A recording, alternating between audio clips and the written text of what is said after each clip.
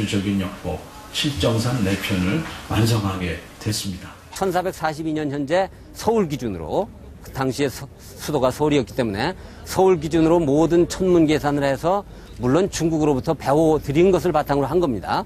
그래서 우리나라에 맞는 서울에 맞는 천체 운동의 예보를 정확히 할 수 있었어요. 이것이 대단히 위대한 업적이라고 볼 수 있죠. 왜냐하면 1442년 현재 전 세계에서 일식을 자기 기준에 맞춰서 예보할 수 있는 나라는 중국, 아라비아, 한국 세 군데뿐이었어요. 일본은 그거보다 200년 뒤에 우리나라 칠정산 기술이 들어갑니다.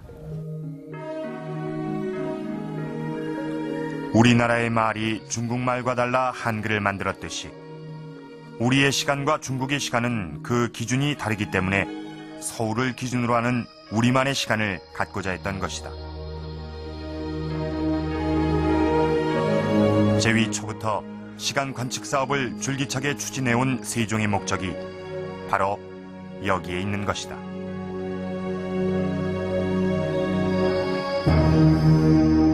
우리나라 사람들이 사용하는 시간은 우리가 중심이 된 새로운 기준을 통해서 직접 만들어서 쓰겠다는 것이니 이 세종의 자주성을 엿볼 수 있게 해주는 그런 대목입니다. 이에 우리만의 역서인 칠정산을 만들었고 스스로 하늘을 관찰하고 시간을 측정하는 대사업을 벌였던 것입니다. 이러한 시간 측정 사업을 통해서 왕조의 권위를 높이는 것은 물론이고 이 농사에 필요한 절기와 계절의 변화를 정확히 예측할 수 있게 돼서 이 농본 국가인 조선으로서는 이 백성들이 실용적으로 사용할 수 있는 중요한 국책 사업이기도 했던 것입니다. 자, 이러한 시계가 당시 조선시대 일반 사람들에게는 어떤 의미가 있었던 것일까요? 시계야 요즘 사람들에게 없어서는 안 될 이 생활 필수품이기도 하지만 과거에는 어땠을까 하는 그런 의문이 들지 않으십니까? 이 국가에서 알려주는 것 외에는 달리 시간을 확인하고 알아낼 그런 방법이 없었던 것일까요?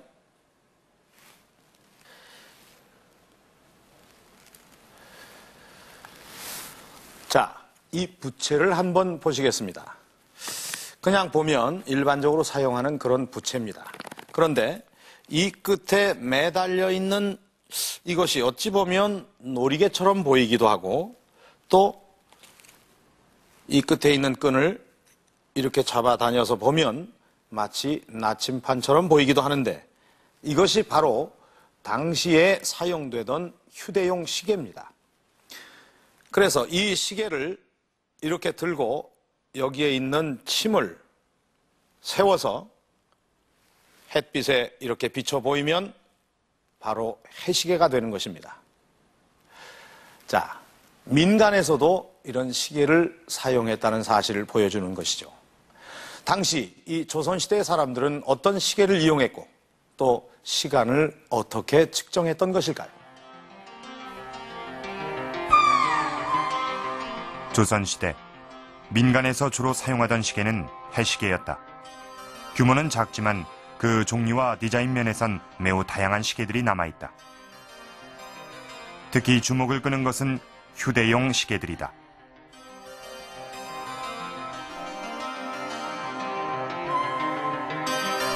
조선 후기에 만들어진 이 시계는 크기가 성냥갑 정도에 불과하다. 우리가 손목시계를 차고 다니듯 당시의 선비들은 이런 시계를 지니고 다녔던 것이다.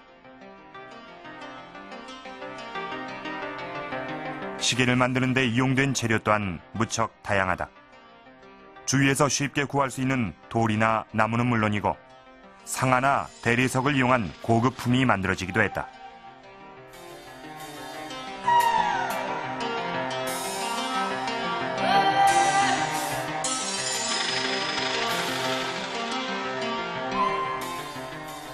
해시계는 동서양을 막론하고 민간에서 가장 널리 쓰인 시계였다. 그러나 기계식 시계가 발명된 이후 다른 나라에선 해시계의 전통이 급격히 사라진다.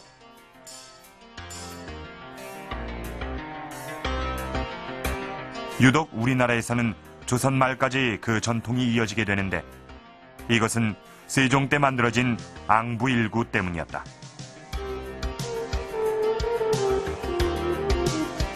솥단지를 엎어놓은 듯한 이 독특한 모양의 해시계는 다른 나라에선 찾아보기 힘든 우리나라의 독창적인 창작품이었다. 이 앙부일구는 민간에까지 시간을 전파하려는 세종의 노력으로 탄생한 시계였다.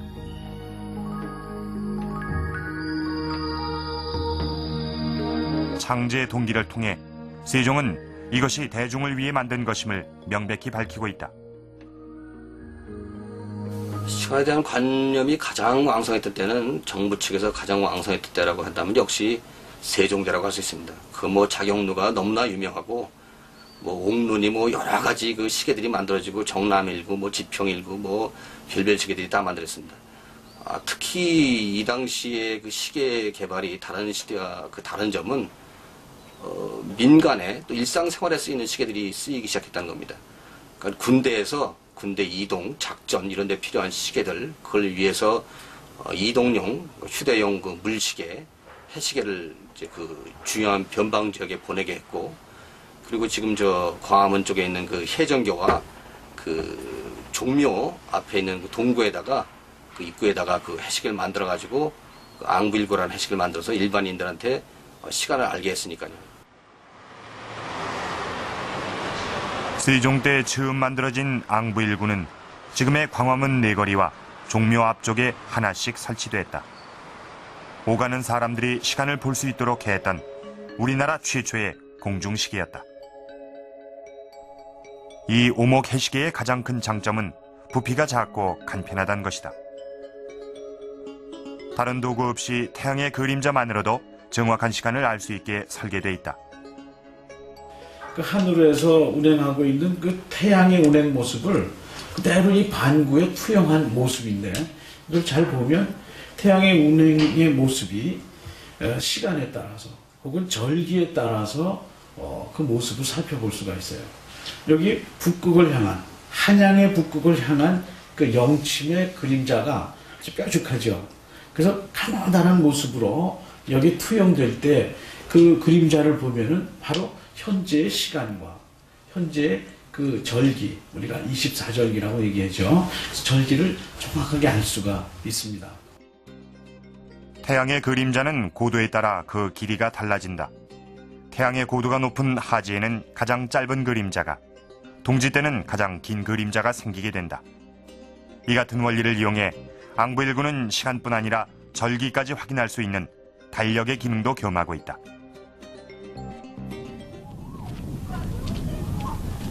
그렇다면 앙부일구로 측정한 시간은 얼마나 정확할까?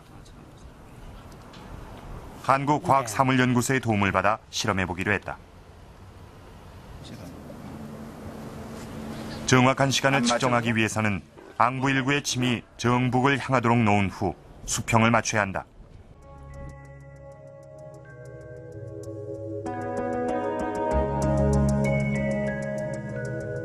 침이 가리킨 시각은 3시 37분 전후. 우리가 사용하는 시계와는 30분가량의 차이가 있었다. 이것은 현재 우리가 쓰고 있는 시간이 동경 135도를 기준으로 한 것이기 때문에 이보다 더 서편에 위치한 서울을 기준으로 본다면 앙부일구의 시간이 오히려 더 정확하다는 것을 알 수 있다. 조선 사람들의 생활 리듬에 맞춰 만들어진 앙부일구는 그 실용성 때문에 조선의 대표적인 민간 시계로 명맥을 이어가게